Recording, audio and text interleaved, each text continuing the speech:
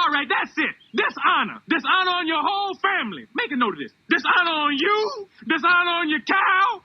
Dishonor on this movie.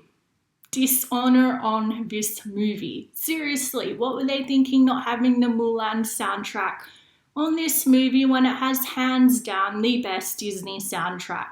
So I used to work in childcare and we would play Disney music all day and I would have the Mulan soundtrack on repeat to the point I think a few people started to get a little annoyed, but those people also played the Frozen soundtrack on repeat. So who would you get more annoyed by? Somebody playing Let It Go repeatedly or somebody playing I'll Make a Man Out of You repeatedly? Yeah, that's not really a hard competition. Anyway, so I was really disappointed when I first heard that they were making a live action Mulan movie and not having any music in it. And also not having Li Shang. So Mulan was my favourite cartoon, Disney cartoon growing up. And I have to admit, I know it's weird, but I had a bit of a crush on Li Shang. Yes, it's weird having a crush on a cartoon character, but hey, I was a kid. I also believed that fairies were real, so yeah. And I also was disappointed that Mushu wasn't going to be making an appearance because he was my favourite Disney cartoon sidekick after Sebastian the Crab. But instead of whining about it, I decided to think, hey, okay, it is what it is. Let's see what they're going to do with this new direction.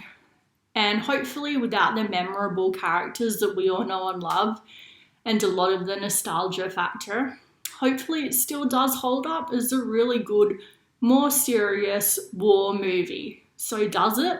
Keep watching to find out. So yes, I did have some major Rey from Star Wars flashbacks watching this movie. Now before you come after me, just hear me out. So I am not one of those people that have a problem with strong women, okay? I grew up on Buffy, I grew up on Xena. I love seeing strong women represented on movies and TV. I just want to see it done correctly, and I just don't think they handle this correctly. I feel like Mulan is about an everyday girl, a peasant who has to rise to become something greater than what she is by putting in a huge amount of hard work and sacrifice.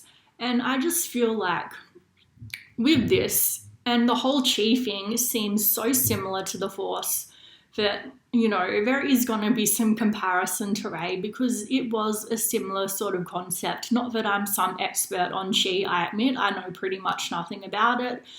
But from what we were represented with in the movie, it seemed to be about the energy and stuff like that. So she uses the energy, the chi, to achieve the amazing things that she does. And to me, that just sort of actually makes her seem weaker, not stronger. Because it's saying that she only got where she is because of her chi, not because of the hard work and all the effort that she had to put in to get where she was. It's sort of like it's saying that women can only be strong when they have magic. And women only being strong when they have magic doesn't really seem like the empowering message that you wanted it to be. So in the original, Mulan has struggles and obstacles that she has to go to get where she was. She wasn't just perfect overnight, like in this movie. And yes, some people are saying that we did see in the beginning of the movie that she had a training montage. We see that she has put in years of hard work, training with her father. So yes, I will give you that. She has had training done. But still, a lot of the emphasis on what we're represented with in the movie isn't that, okay? That was like a 10-second montage. And the rest of the movie is just her being perfect. So it's just, it's just sort of just too much at a certain point. So anyway, the acting. So James Lee Scott played an amazing villain. I thought he did a really good job bringing that menacing quality to the villain. Jet Li did a great job as the Emperor. I'm drawing a blank on the lead of the movie's name, but the actress that played Mulan, I think she was a good actress, don't get me wrong. I think her look was perfect, spot on with what I always imagined Mulan would look like. But she just, and this I don't feel like it's so much the actress's fault, but probably the director. She just felt a little too, like I said, going into the overpoweredness. It sort of took away a bit of her emotion and soul of her character, and she just felt a bit flat and empty, her performance. The actual message itself of the movie, you know, the be who you are, empowering message, don't hide who you are, is definitely still there. And don't get me wrong, I love that message. That's one of the reasons I love the original cartoon. Visually, it was beautiful. The cinematography impressed me. Look, I'm no expert with cameras, I admit that. I don't know all the fancy technical terms for the cameras, but I think that it looked pretty amazing with what I saw, and I really liked the vibrant, colourful use of all the colours, like when they were throwing up the powders in the air, and Mulan was twirling around with her vibrant dress on her, like wrapping up. So yeah, I really like the acting, I like the cinematography, I do have good things to say, the message was good. But it just all got taken a little off focus by her just being so overpowered. One thing I did like was how there was a bit of humour in this movie.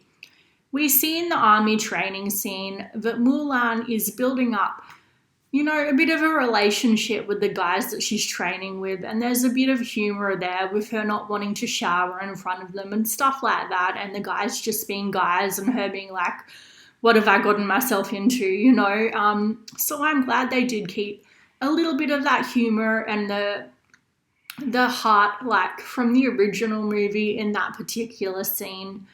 So they also had quite a few scenes of people running up walls, which I thought was kind of funny because I just saw Tenet and they had the whole concept of people running up walls as well. So that just seems to be a theme at the moment with running up walls. I wonder if we'll have that in Wonder Woman too, who knows. So I liked the bit with the witch. I feel like that was some really good character development because she's not portrayed as just a one-note villain. And we see her backstory, how she was ostracized by her people. She didn't have that same support system of her family that Mulan had, and it seemed like she didn't really have any love in her life. And she just grew bitter and hateful, and I felt like that was a good message of how hate breeds hate, and it's just a violent cycle, and how in the end she overcame the worst parts of herself and died for Mulan, which was a really nice scene. That was the more emotional scenes in a pretty unemotional movie. So I had a problem with the armor scene because I feel like that was quite an epic, memorable scene, and yet we see it just completely, you know, just breezed by with almost no emphasis put on that particular scene. Like in the cartoon, it's a whole big thing, but here it's just like 1 second she has no armor on, then she does, and she's going away to war. Like, build it up a little bit more, you know? And I also didn't really like the concept of her having the phoenix. I just felt like it was strange to have a very small touch of magic, but nothing else be magical in this movie really, except kind of the concept of she, I guess. I would have just preferred they kept it all real to life, realistic, or go all in with the magic and have like dragons and everything. It sort of felt like they had a weird in between here. So all in all, I felt like the original was a lot better. It had more emotion, it had more heart, it was more fun and entertaining. This just felt like a soulless corporate money-grabbing ripoff to me. I'm just going to be honest. But I did have an enjoyable time watching it. Having said that, it was an entertaining movie. It was just soulless, but it's something you could put on and still be entertained by. So one thing that was different about this and the cartoon was they deviated with the ending, with Mulan actually accepting the Emperor's position. Well, she doesn't verbally accept, but you can sort of see it on her face that she's going to go in that direction, instead of going off like in the romance direction like in the original with Li Shang. So honestly, yes, I would say this is definitely worth seeing in the cinema. I would give it a B. But having said that, I would definitely not spend the $30 on this. Wait until December 4th. I think that's the date that it comes out for free on Disney+. Just see it then. So let me know in the comments down below what you thought of this movie. Did you love it? Did you hate it? Please like, share, subscribe. You know the drill, yada, yada, yada. Thank you.